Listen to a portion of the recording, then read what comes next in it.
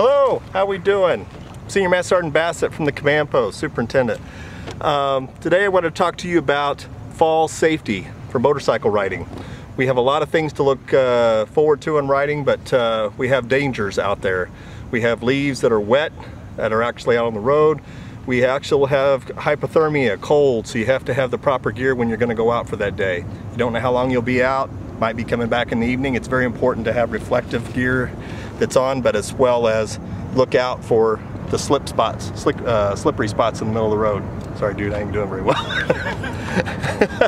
Needless to say, always watch out for those things and ensure that you have proper good tires and your bike is well serviced at all times.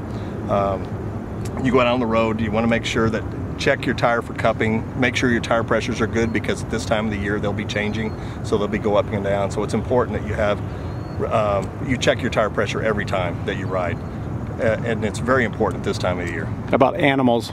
Animals, I can personally attest to this. Animals are can be a nemesis to you. So and this time of the year you want to ensure that you're always watching. Deer's on the move. Deer are on the move right now going through the fields with the farmers being out and harvesting, so it's very important that you actually watch very carefully in the ditch lines as you're going home, because you could encounter that.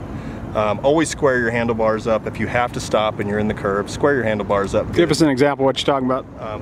Ensure if you're riding and you're in a curve and you're leaned in a little bit, you always want to bring the bike up to where it's actually level. Square your handlebars that way and apply both brakes evenly. Very important. If you start to get into a skid, always release your front brake first and keep your rear brake on. Never release your rear brake once it starts to skid. You have to stay on that. Tell us about the clutching, the friction zone. Friction zone is nothing more than just popping the clutch out just a little bit until the bike's starting to move, but you always want to keep your pressure on the rear brake if you're in a curve.